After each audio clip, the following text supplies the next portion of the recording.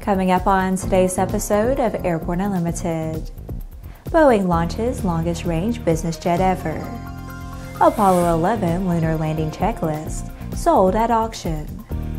And Transport Canada approves R66 cargo hook.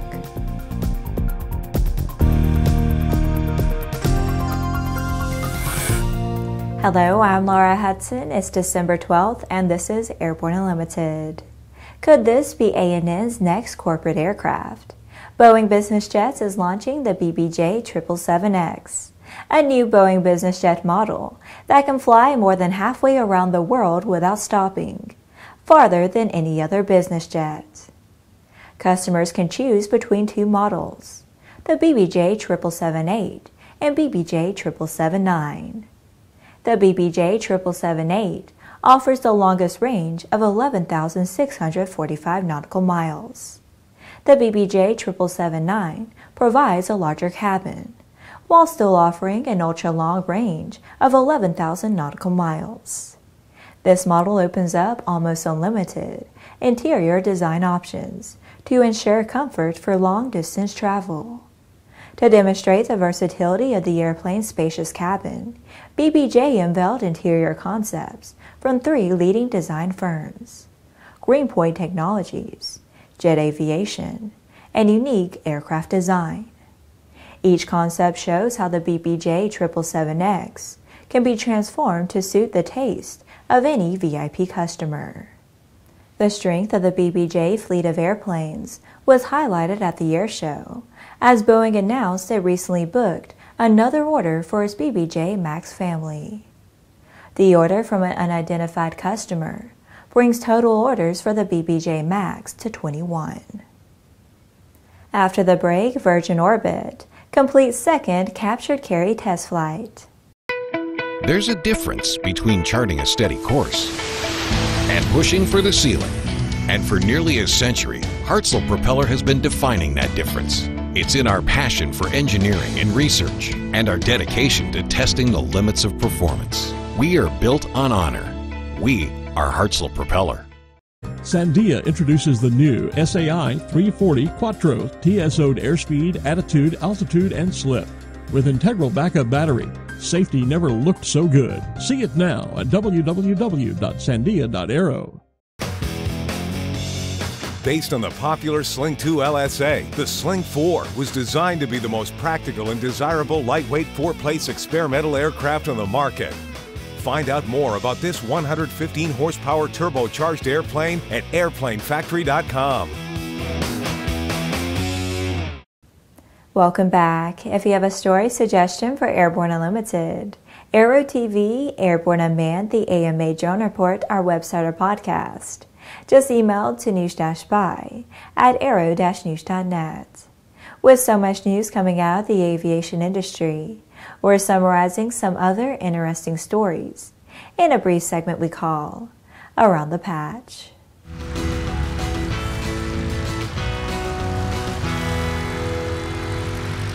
Virgin Orbit has completed a second test flight with its modified Boeing 747 Galactic Girl carrying a Launcher 1 booster slung under the wing. The company said just 2 weeks ago, after Launcher 1 left the ground for the first time, we're back in the air again. This time higher, better, faster. Over the weekend, we completed the second leg of our captive carry test flight campaign, piloting Cosmic Girl to real mission altitude at 35,000 feet and clocking in speeds around Mach 0.9. General aviation pilots who want to fly around Atlanta between January 29th and February 5th, 2019 will want to check out the FAA's Notice to Airmen for air traffic procedures for the area. Super Bowl 53 is Sunday, February 3rd at Mercedes-Benz Stadium. Game time will be at 6:30 p.m. Eastern Standard Time. The FAA has published a webpage with information for Atlanta area airspace and airports. The agency will update the webpage as additional information becomes available. Former WASP pilot Alma Fornal has gone west. She passed away November 29th at the age of 98. Fornal joined the Army Air Force unit at the age of 22. She spent 2 years with the service. She was first assigned as a test pilot, flying a B-26, towing a target aircraft for gunnery practice. She qualified to fly several types of aircraft during her stint with the WASP. The deadline for nominations for the 2019 induction into the International Skydiving Hall of Fame is December 31st. All nominations must include the proper paperwork to be considered.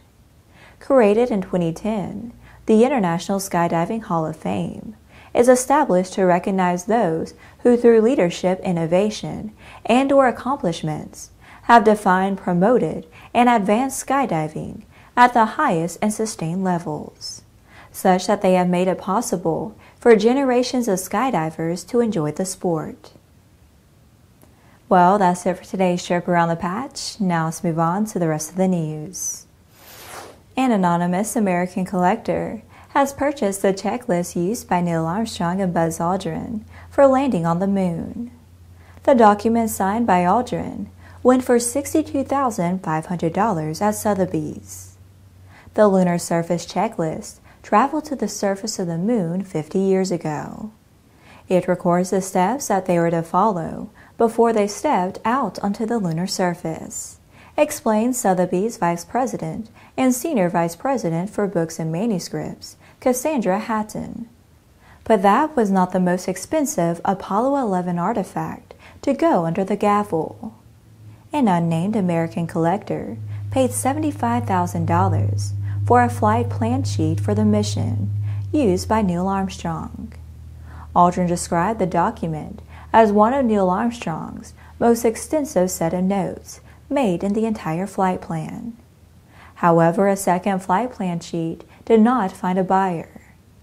The Russian space program was also represented at the auction. 3 tiny moon rocks that were returned to Earth by the unmanned Soviet Luna 16 mission sold at the auction for $855,000. It was estimated that they could go as high as $1 million. Next year will be the 50th anniversary of the moon landing. After these messages, Transport Canada approves R66 cargo hook.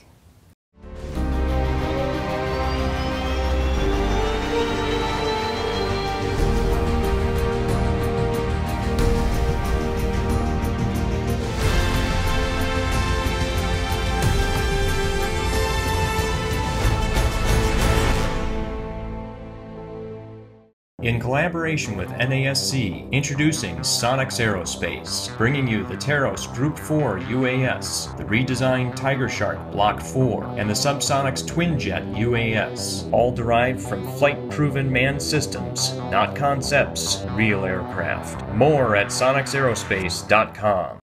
Welcome back. On November 8, 2018, Transport Canada approved Robinson's R66 cargo hook installation, providing Canadian commercial lift operators with a high-performance, low-cost solution, giving them a leg up on the competition. The optional cargo hook carries external loads up to 1,200 pounds, and the R66 maximum gross weight increases from 2,700 pounds to 2,900 pounds. The cargo hook installation allows solo flight from either front seat. Optional extra-large bubble windows enable the pilot to view the load for precision placement. One thing I've learned from all my years in the industry is that high operating costs are the main reason commercial operators fail. The R66 bottom line give users the edge over aging fleets currently in the field. And now with cargo hook, R66 operators can handle loads of 1,200 pounds all day long, and not with just 15 minutes of fuel, said Eric Gould, owner of Aerial Recon, a longtime Robinson dealer in Calgary, Canada.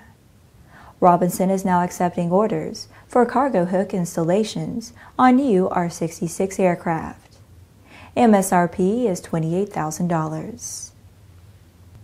Well, that's our program for today. Remember that Airborne Unlimited is streamed on Monday, Wednesday, and Friday, alternating with Airborne Unmanned on Tuesday and the AMA Drone Report each Thursday. Additional breaking news bulletins may be posted for important stories that fall outside of our normal deadlines. If you're watching us on YouTube, please subscribe and do check us out on Facebook and Twitter. Get comprehensive, real-time, 24/7 coverage of the latest aviation and aerospace stories anytime at aero-news.net. We'll see you tomorrow.